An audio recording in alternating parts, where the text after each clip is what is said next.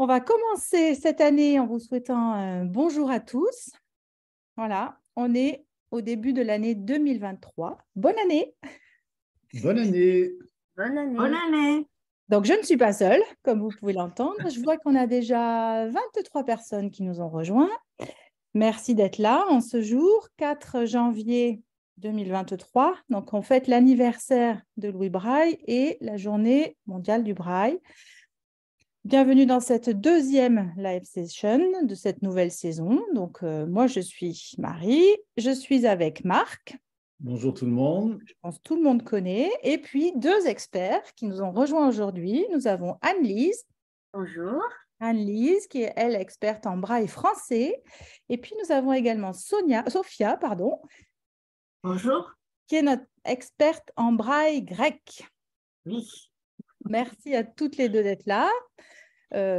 Vous connaissez sans doute un petit peu le fonctionnement. On a un enregistrement, donc ceci sera disponible prochainement sur YouTube.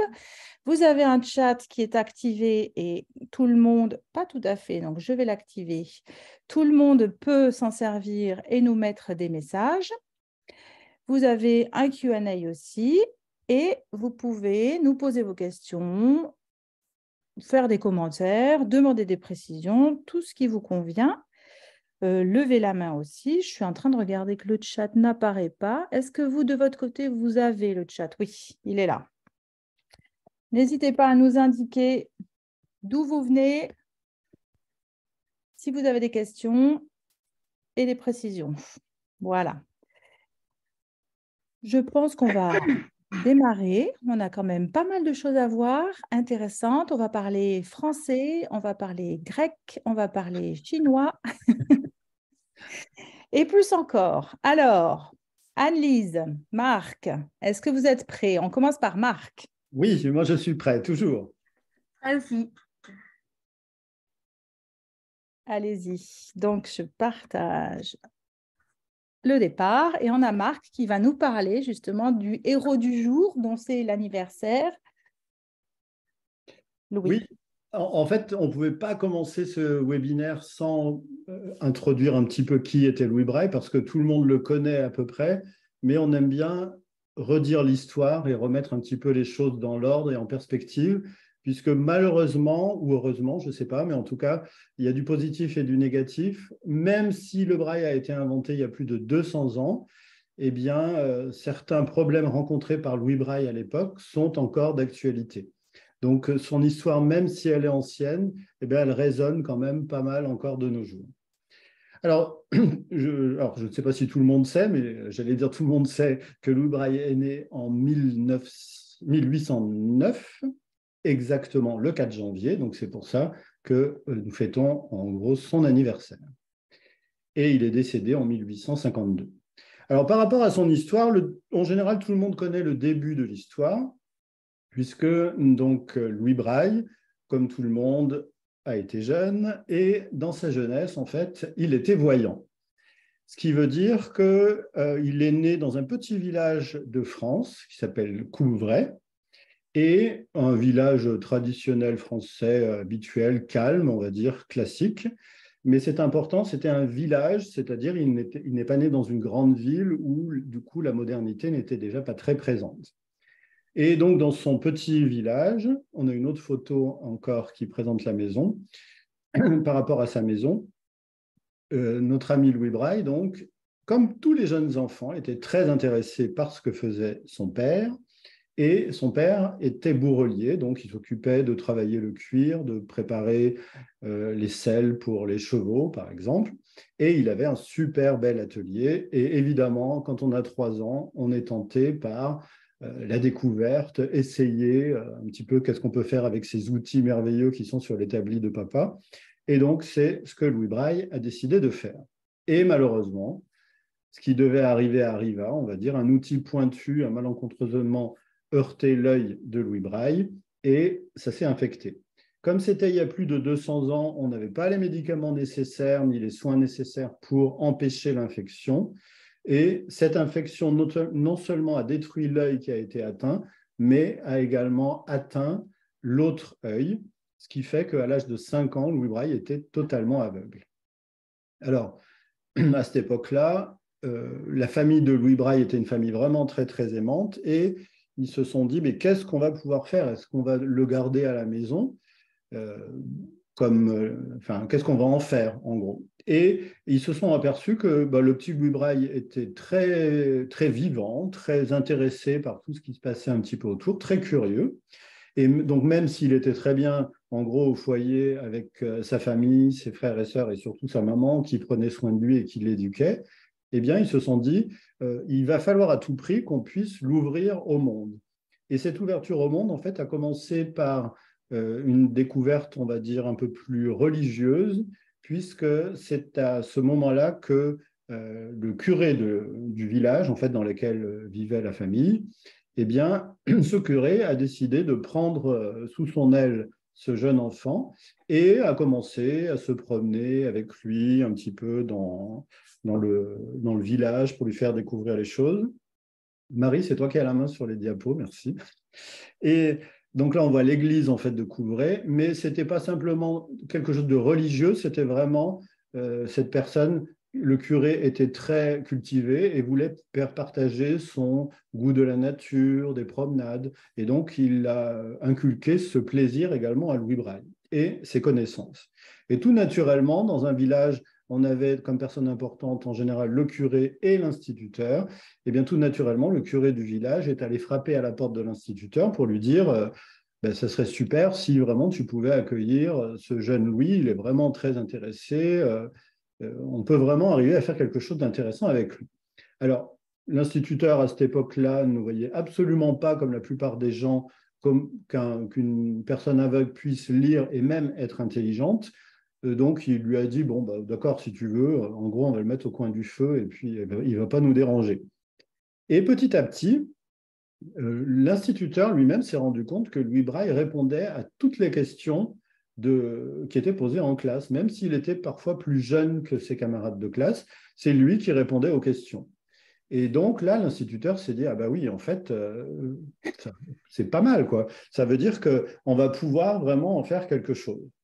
Alors, de fil en aiguille, l'instituteur du village et les parents, ainsi que le curé, se sont dit, eh bien, on va essayer de le faire inscrire dans une grande école, dans une école en tout cas, pour personnes aveugles. Et à cette époque-là, il n'existait qu'une seule école, et c'était même la première école au monde d'ailleurs, et qui était à Paris. Et donc, on a dans cette école le moyen d'enseigner, même si ça s'appelle l'Institut des jeunes aveugles, eh bien, évidemment, ça n'était pas encore en braille, puisque le braille n'existait pas. Donc, à cette époque, pour éduquer les enfants, les personnes déficientes visuelles, pour leur apprendre à lire, en fait, on leur donnait simplement des grosses lettres en relief. Ils devaient donc tactilement utiliser exactement les mêmes lettres que les voyants et se débrouiller pour pouvoir les déchiffrer. Alors, si je vous donne la lettre C sur un morceau de bois, c'est assez facile à trouver puisque avec mon doigt, je peux faire le tour de la forme. Mais si je fais la même chose sur un livre, eh bien là, ça devient beaucoup plus compliqué parce que les lettres, du coup, s'entremêlaient les unes aux autres. Et c'était vraiment un exercice très, très difficile. Et malgré tout ça, Louis Braille a réussi à apprendre à lire. Avec un gros inconvénient quand même, c'est que le goût de la lecture, lire pour lire, c'est bien, mais lire pour découvrir des histoires, apprendre des choses, c'est mieux. Et là, l'école entière ne disposait que de 2 livres, et chaque année, il ne publiait qu'une nouveauté. Ce qui fait que Louis Braille s'est dit, même s'il était très jeune à l'époque, il avait entre 12 et 15 ans quand il a commencé à s'intéresser à ce système, il s'est dit, mais il faut à tout prix que je trouve un moyen. Et par chance, il y a quelqu'un qui s'appelle Charles Barbier de la Serre, qui était militaire pendant très très peu de temps. Il avait inventé en fait ce qu'il appelait son écriture de nuit, qui était en fait composée de points, une sorte d'alphabet tactile composé de points et d'absence de points, sur au total 12, il y avait 12 possibilités, c'est-à-dire il y avait 2 colonnes de 6 cellules, et avec ça, on pouvait faire les lettres de l'alphabet, les sons. Donc c'était quelque chose qui était adapté par rapport aux sons, graphème, phonème. Et Charles Barbier de la Serre a également inventé une tablette pour pouvoir écrire son écriture inventée. Donc, on écrivait avec un petit clou à l'intérieur d'une tablette et on disposait de 1 à 12 points par cellule pour former ce qu'on voulait représenter. Donc ça a été présenté à Louis Braille, il a trouvé que c'était très bien et il s'est dit, eh bien, moi, je veux essayer de trouver quelque chose, mais de plus adapté. C'est-à-dire de se dire, il faut à tout prix...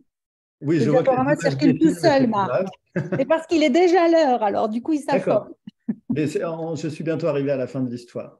Et donc, dans cette aventure, il s'est dit, il faut que ce soit beaucoup plus facile à lire sous le doigt, la pulpe simplement d'un doigt. Il faut que ça soit non pas phonétique, mais vraiment que ça suive les lettres. Et il a donc transformé cet alphabet en 12 points en un alphabet en 6 points, avec un mélange de points et de traits. À l'époque, il y avait également la possibilité de faire des traits en relief ou pas dans les compositions. Donc, il est allé loin dans son invention. Il a modifié la tablette de Charles Barbier pour en faire une adaptée aux 6 points. On découvrira ça plus en détail tout à l'heure. Et il a donc continué jusqu'à écrire en fait un livre complet, sa méthode en fait d'écriture, qui s'appelait Un procédé pour écrire les paroles, la musique et le plein chant au moyen de points. Et ça a été publié en 1829. Donc, même si le procédé a pris un certain temps, on attribue du coup la naissance du braille à 1829, date de la publication de ce livre-là, qui comprend donc l'ensemble des séries que Annelise va vous présenter dans un instant pour voir un petit peu comment il l'a fait pour le fabriquer.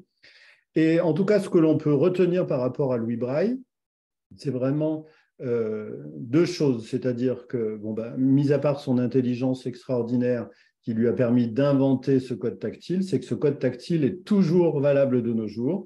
On n'a pas chargé la taille des points et des bosses, par exemple, ni l'espace entre les lettres. Et donc, c'est vraiment quelque chose qui fonctionne de nos jours. Et justement, pour aller un petit peu plus loin et revenir à la modernité, on va dire, on pourrait demander à Annelise de prendre le relais et de nous dire, du coup, qu'est-ce qu'il faut retenir de ce système, finalement. Waouh! Alors, on a beaucoup de monde dans le chat qui nous souhaite de meilleurs vœux. On a des gens qui nous suivent d'un petit peu partout. On voit la Belgique qui est arrivée et le Burundi. Et voilà, tout le monde est ravi d'être là. Donc, Annelise qui nous vient de Grenoble. Donc, bonjour à tous ceux qui nous ont rejoints. Alors, pour le coup, la présentation du braille. Donc, la première question qu'on peut se poser, c'est qu'est-ce que le braille? Alors, le braille, c'est un système alphabétique. C'est un code de lecture et d'écriture, mais ce n'est pas une langue. Ça, c'est vraiment important de distinguer, par exemple, par rapport à la langue des signes.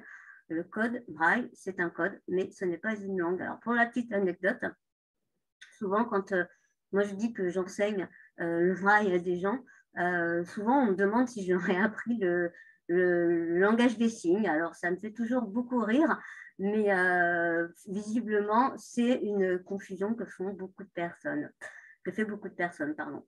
Alors, comment ça marche, ce braille? Alors, ce braille, il va se lire avec la pulpe du doigt. On a des points en relief, et c'est bien la pulpe du doigt, ce n'est pas le bout du doigt.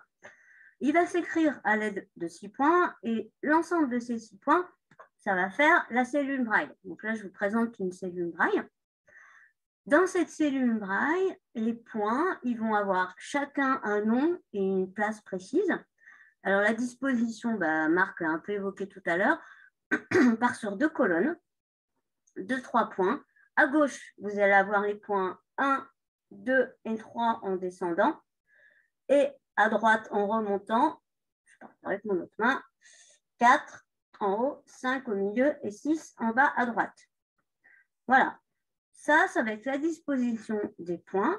Et grâce à ces 6 points, on va pouvoir faire plein de dessins différents qu'on va appeler, nous, soit des combinaisons, soit de manière un petit peu plus poétique, des constellations. Et chaque lettre va avoir un dessin, une combinaison, va être représentée par un dessin différent. Alors, par exemple, là, j'ai utilisé la constellation 1, 2 et 3. Ça va nous faire une lettre, ça va être le L. Et si, par exemple, maintenant, je déplace et que j'utilise 1, 3, 6, j'ai fait un nouveau dessin, j'ai fait une nouvelle constellation, j'ai donc fait une nouvelle lettre. Alors, grâce à ces 6 points, on va pouvoir donc avoir plein de dessins différents et donc on va pouvoir écrire toutes les lettres de l'alphabet, la ponctuation. En tout, on va avoir, ça c'est mathématique, c'est mon petit côté mathématicienne qui revient parce que j'adore les maths. Donc on va avoir 64 combinaisons possibles avec 6 points. Mais on va se dire, alors oui, mais à quoi ça sert d'avoir 64 dessins différents alors que l'alphabet, il n'a que 26 lettres. OK, on va rajouter les chiffres. OK, on va rajouter la ponctuation, mais on n'arrive pas à 64. Et pourtant, on n'est pas loin parce qu'en réalité, en braille, on ne peut pas ajouter, comme on va le faire en noir, des accents sur certaines voyelles, comme par exemple accent aigu, accent grave, accent circonflexe. Donc, on va avoir plus que 26 lettres pour faire un alphabet. En réalité, on va en avoir en braille 40. Et on va avoir des lettres qui vont avoir des places à part entière, par exemple, pour toutes les lettres accentuées. Ça va être important parce qu'en fait, quand on va apprendre le braille à des enfants, il va falloir leur expliquer que le E accent aigu, le E accent grave, c'est bien E à la base, mais en braille, on n'a pas du tout la forme du E. Donc, on a 2 lettres vraiment distinctes. Alors, comment Louis Braille, il a organisé son alphabet Braille? Alors, en fait, il a réparti toutes ces lettres dans ce qu'on appelle des séries. Alors, la première série... À l'écran, on a la première série qui apparaît. Super. On va avoir les 10 premières lettres de l'alphabet, de A à J. Et qu'est-ce qu'on remarque, en fait, c'est qu'il a utilisé, Louis Braille, que les points supérieurs de la cellule Braille. Donc, il va utiliser dans cette série que les points 1, 2, 4 et 5. Après, dessous, il a aligné les 10 lettres suivantes de l'alphabet, de K à T. Il a mis le K sous le A, le L sous le B, etc. Et donc, ce qu'on peut remarquer, c'est qu'en fait, il va utiliser la première série à laquelle il va rajouter le point 3. Pour la troisième série, donc on remarque qu'on a UV, X, Y, Z. Le W, il n'y est pas, justement. Bien qu'on remarque qu'il n'y était pas, et je le dis. Donc, on verra tout à l'heure pourquoi. Les lettres accentuées qui apparaissent dans cette série. Et donc, en fait, on se rend compte qu'on a toujours notre première série, plus cette fois-ci, les points 3 et 6 qui ont été rajoutés. La quatrième série, c'est essentiellement des lettres accentuées, les accents circonflexes, les trémas, le E d'en haut et notre W qui arrive là en fin de quatrième série. Alors, pour constituer cette série, toujours la première série, c'est son principe, et cette fois-ci, on ajoute le point 6. Alors, pourquoi le W, il est à la fin? Ça, c'est une étrangeté. En fait, Louis Braille, à l'époque, il avait considéré que dans la langue française, il y avait très peu de W. Donc, il n'avait pas trouvé utile de mettre le W dans son alphabet. Et puis, c'est un condisciple anglais qui lui a fait remarquer que lui, en anglais, il y avait beaucoup de W. Et donc, il restait une place à la fin de cette quatrième série. Donc, pour le coup, il a pu la rajouter ici. Donc, le W, voilà pourquoi il apparaît en fin de série tout à la fin. Il a juste eu la place vide qui restait. C'est ça. Et après, il a utilisé une dernière série pour faire la ponctuation, parce qu'on a quand même besoin de ponctuation. Et en fait, on se rend compte que c'est la première série qu'on a tout décalé vers le bas. Donc, là, en premier, on a la virgule. Au lieu d'être le point 1, on décale vers le bas, ça nous fait le point 2.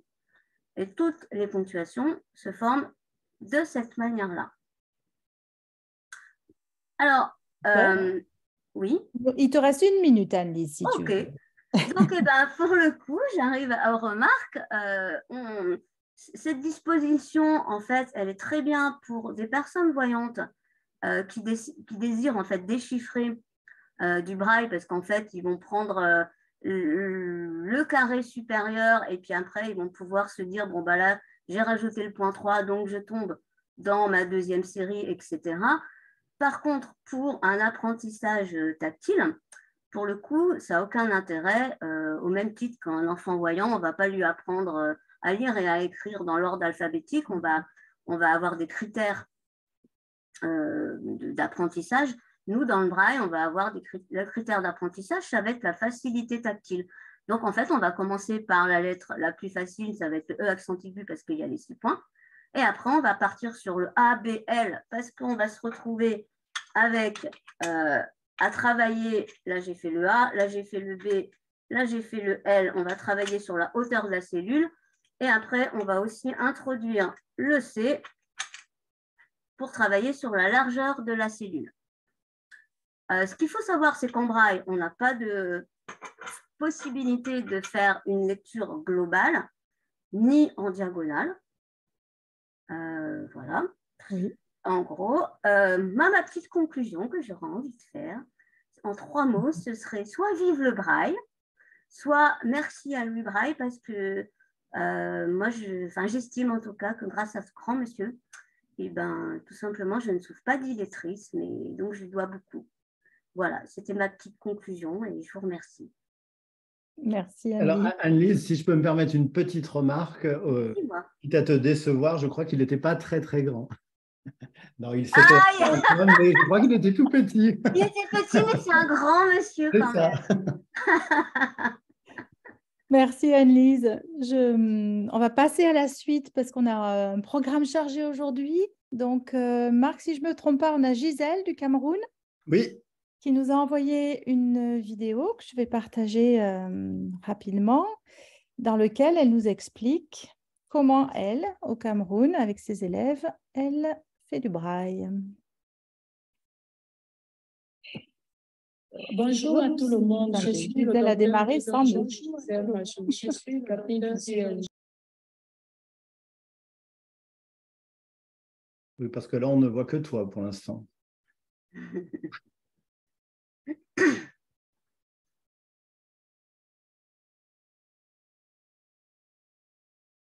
C'est loin le Cameroun.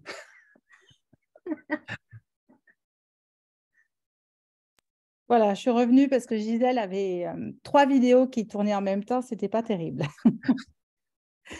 Donc, je la relance, voilà. Elle est derrière son écran, elle a été filmée par quelqu'un et on la voit assise à table avec une tablette et une feuille de papier devant elle. Je lance la vidéo. Bonjour à tout le monde, je suis le docteur Guédon-Jobé Gisèle Majouli, handicapée visuelle. Comme tous les non-voyants de mon pays et de l'Afrique, j'ai eu la chance de faire mes études scolaires en utilisant le braille. Le braille qui est une série de 6 points inventée en 1829 par un non-voyant, Louis Braille. Oui, pour écrire le braille, il nous faut déjà avoir un papier braille que voici, un poinçon et une tablette braille. Alors, on enfile généralement le papier dans la tablette, on referme la tablette, on se rassure que le papier est bien enfilé dans la tablette, puis on écrit le braille. Il faut noter que le braille s'écrit généralement de la droite vers la gauche, mais se lit de la gauche vers la droite. La rapidité d'un étudiant ou d'une élève dépend de la rapidité de l'enseignant. Alors, je m'en vais vous écrire quelque chose en braille. Et on la voit qui fait des petits trous très, très rapidement avec son poinçon de la droite vers la gauche puisqu'elle écrit à la tablette.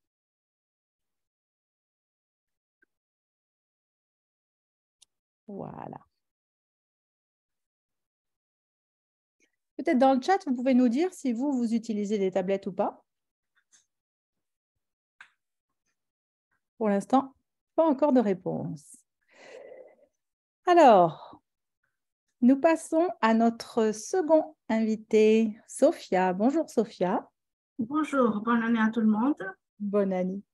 Et Sophia, tu nous viens de Grèce. Nous nous sommes rencontrés en fin d'année dernière. Oui, en décembre. Voilà. Et tu es venu gentiment participer à cette live session et nous présenter l'alphabet en grec. Oui, c'est ça. L'alphabet en grec qui est la même que l'alphabet en grec ancien. En fait, on a les mêmes lettres. Ça n'a pas changé ça. Ça a changé autre chose. Je vais vous expliquer ça tout à l'heure. Mais je voudrais dire un grand merci à la Fondation de nous avoir, à la Fondation Lego de nous avoir inclus dans ce programme. Et bien sûr à vous, Marie et Marc, pour l'atelier de mois de décembre. Nous sommes venus faire une formation pour plusieurs enseignants grecs à Athènes, Marc et moi, en décembre.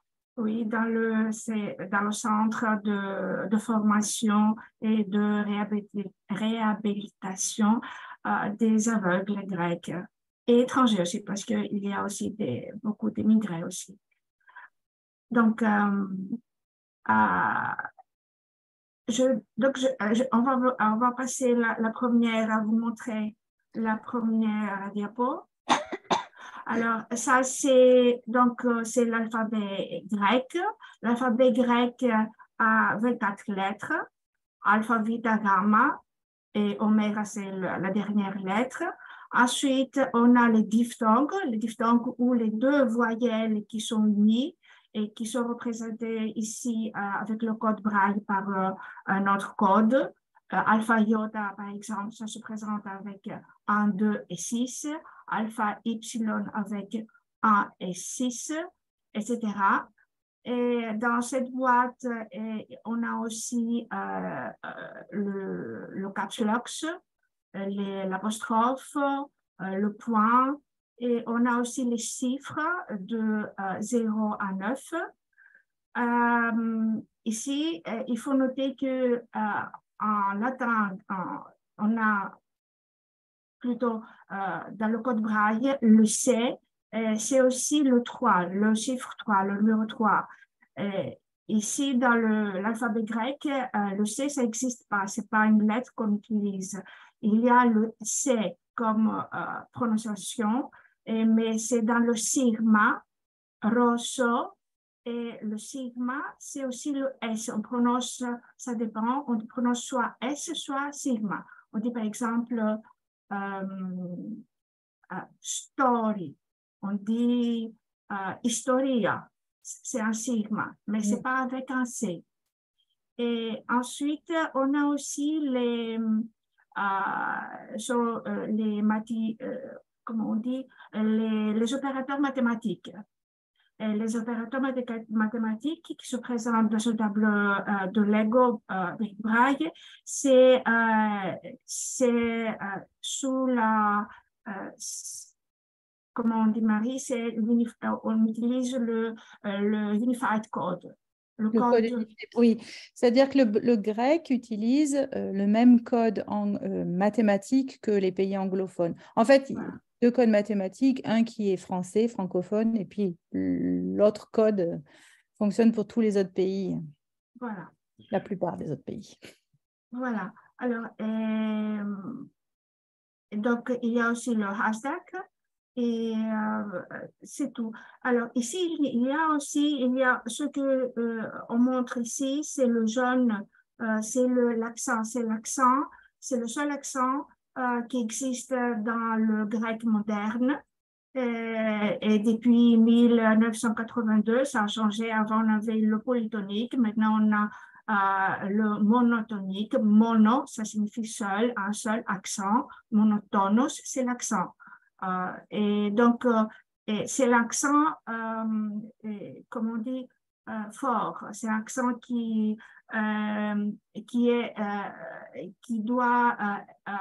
qu'on doit le mettre dans les lettres, dans une voyelle. Ce n'est pas dans une consonne, c'est sur une voyelle.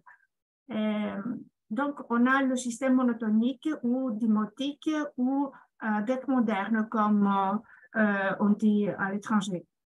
En dehors de la Grèce. D'accord. Donc, ensuite, on passera peut-être sur la deuxième, c'est on va voir de près comment sont les lettres grec avec le braille et avec les Lego, avec les briques. Et c'est donc le gamma, comme le gamma qui est au-dessus du brique, tandis que les dots, c'est au-dessous. Non, au-dessous, c'est les dots et au-dessus, c'est la lettre imprimée. Oui. Pour les voyants, n'est-ce pas? Oui, on a les points au-dessus qui représentent la constellation en braille et en dessous, Voilà. la lettre écrite. Merci pour l'aide. Merci. Voilà. Et ensuite, je vais vous montrer aussi comment on peut former des mots que Alors, moi, j'avais juste une petite question parce que sur la diapo d'avant, Oui. on voit il y a une lettre qui est écrite comme un P en grec, mais c'est écrit R en braille. Du coup, c'est quoi comme lettre? Alors, ça, c'est le P. Le P, c'est comme une petite porte. Ça, c'est le P. Le R, c'est pas, le R, c'est le P. Non. Vous voyez, quand Oui. le R, le R du voyant, c'est il y a une petite queue entre la tête et la queue. Il y a une petite queue qui... Oui. Je ne sais pas comment vous... Quasiment une inversion entre le P et le R par rapport à ce qu'on fait nous en français. Ce qui est écrit P, si je me souviens bien, Sophia, ça se prononce R, la lettre jaune qu'on a à l'écran, là, les points 1, 2, 3, 5. Voilà, ça c'est le R. 1, 2, 3, 5, c'est le R, mais Oui. on prononce P en latin. Et le P en grec, c'est le P en grec, ça se représente pour les voyants comme une sorte de petite porte. Oui, ce qu'on a à côté, là, sur la brique en bleu, avec 1, 2, 3, 4. Voilà, 1, 2, 3, 4, c'est Oui. ça. Donc, c'est vraiment pour nous, alors visuellement, mais on a l'impression que sur la brique R, il est écrit P, et sur la brique P, il est écrit comme un U qui serait sur ses jambes.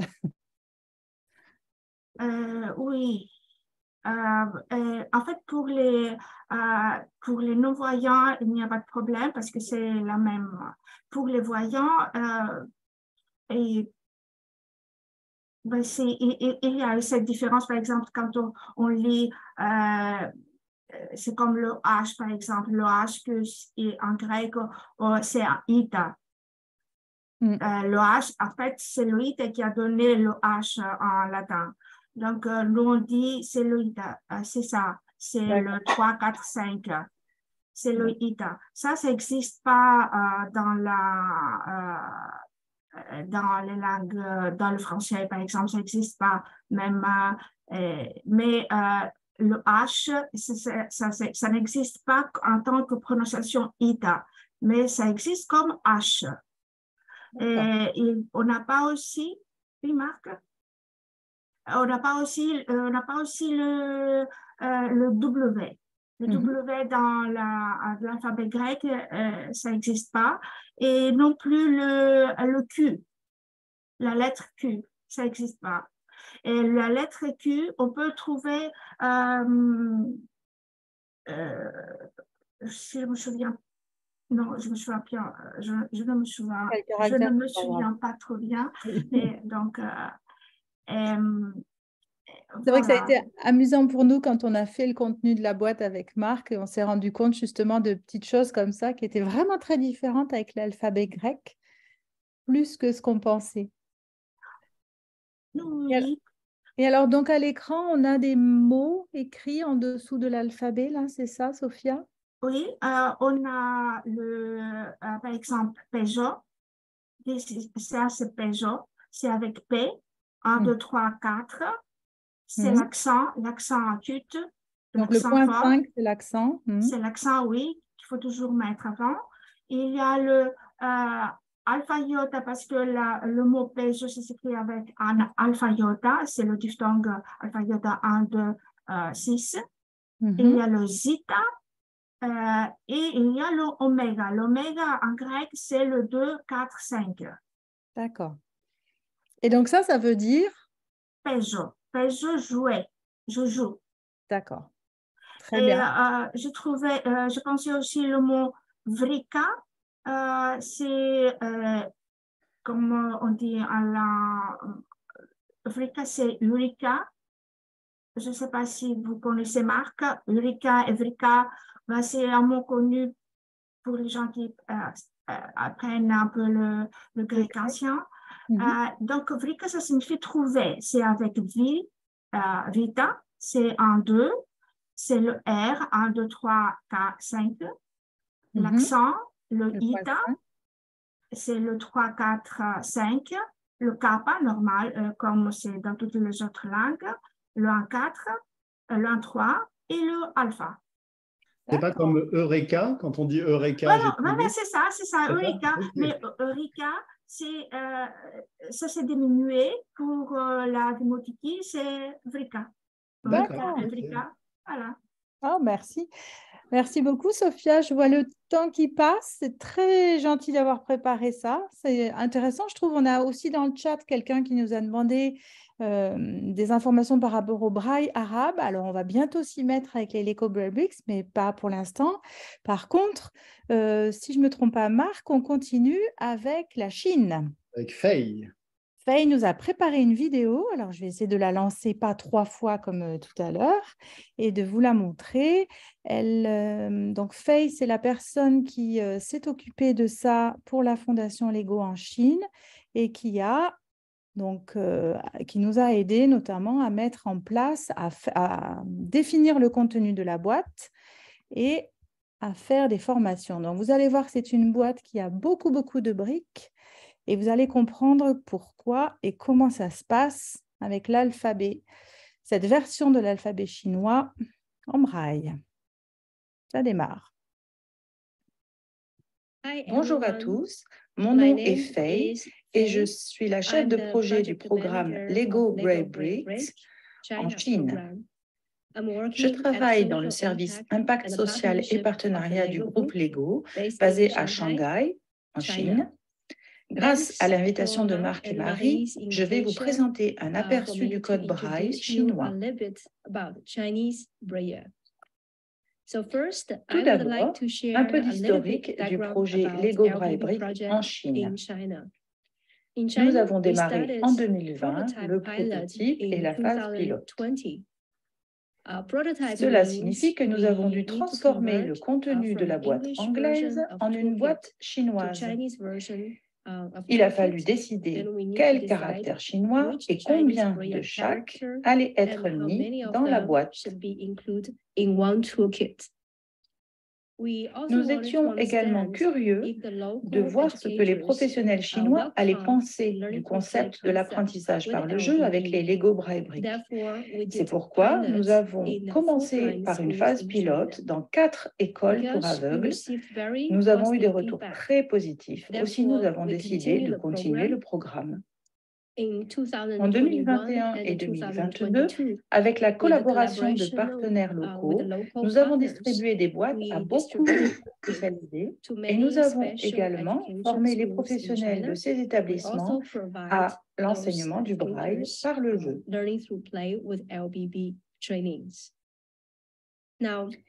Vous devez certainement avoir une question. Le chinois s'écrit comme les hiéroglyphes avec des dessins.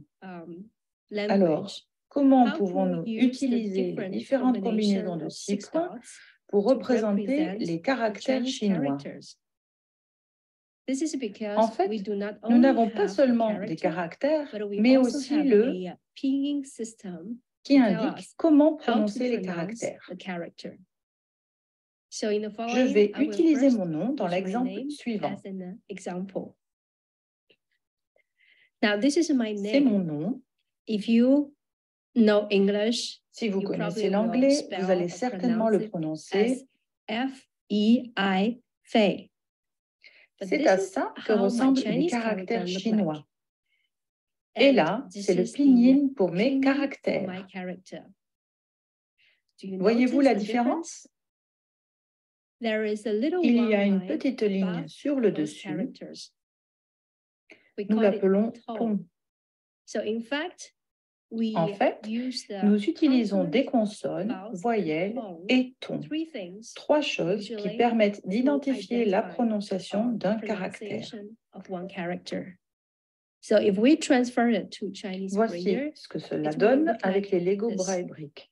Consonne F, voyelle A et un ton.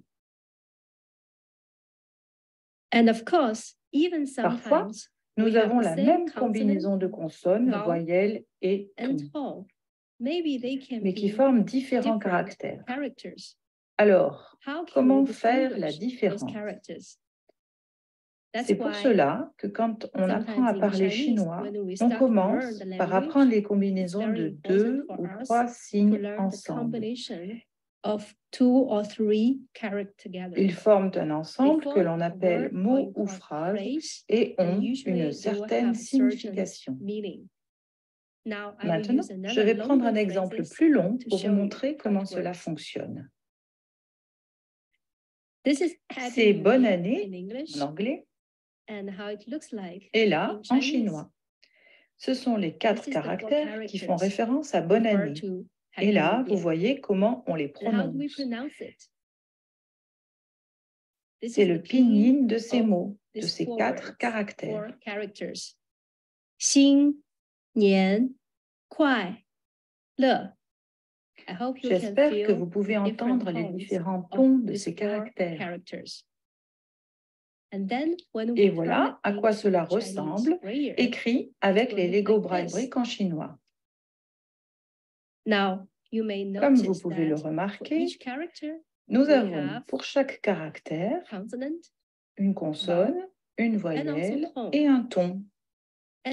Vous remarquerez également que nous regroupons les caractères par 2. Signifie nouvelle année et aussi ensemble. Et il y a un espace entre les deux. Regrouper les caractères aide à mieux comprendre la signification de chaque combinaison. J'espère que cela vous a aidé à comprendre le braille chinois.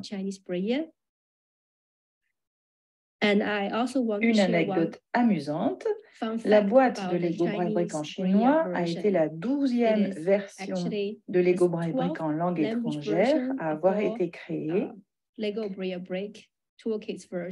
Et c'est la première boîte avec une langue non latine. Nous sommes au début de 2023. J'espère que l'année a bien démarré pour vous et je vous souhaite une très bonne année. Merci. Voilà, donc ça c'était une explication de Fei du système pinyin. Je vois qu'il y a quelqu'un dans le chat qui sait déjà ce que c'est et comment ça fonctionne. Super. Catherine nous a aussi écrit quelque chose en chinois que moi personnellement je ne peux pas décoder. On n'est pas encore assez avancé pour pouvoir le lire. Ça va venir, mais pas tout de suite. Voilà, il nous reste 2 minutes. Simplement pour vous dire que, vous rappelez, donc, ces sessions sont enregistrées et pourront être, seront mises dans notre chaîne YouTube. Je vous mets le lien dans le chat. Vous pourrez aller regarder les précédentes. Vous trouverez toutes les informations également qui concernent ces sessions sur Abracadabraille, là encore dans le chat. Vous pouvez vous inscrire pour les sessions suivantes. La prochaine, en février, aura lieu le 1er février et elle s'intitule « Apprentissage par le jeu et déficience visuelle ». Comment observer les enfants déficiels en train d'apprendre en jouant, comment évaluer qu'une activité est joyeuse, engageante, interactive, itérative et significative. Donc, nous allons découvrir ça ensemble. Même heure, ça sera toujours les mêmes horaires. Donc, 16 heures pour la France, 10 heures à Montréal. Burundi, 1 heure de... Non, on est sur la 1 heure de moins, je ne sais plus. Ne te lance pas dans ces horaires-là, c'est trop compliqué. Donc, ça sera notre 3e live session, le 1er février. Ensuite, la 4e, le 6 mars, toujours à la même heure. Ça sera les Lego Braille Brick en maternelle. Donc, si vous voulez trouver les infos et vous inscrire, vous avez tout sur Abracadabraille dans une rubrique info et vous trouverez les liens pour le français. On a les mêmes sessions en anglais, donc il suffit d'attendre un petit quart d'heure et on va refaire la session en anglais tout de suite. Et je vous mets le lien direct pour la suite. Il est déjà l'heure et je voulais encore remercier chaleureusement Anne-Lise, Sophia d'être venues nous rejoindre et puis nos amis Gisèle et Faye qui ont gentiment passé du temps à préparer une vidéo et qui nous les ont envoyées.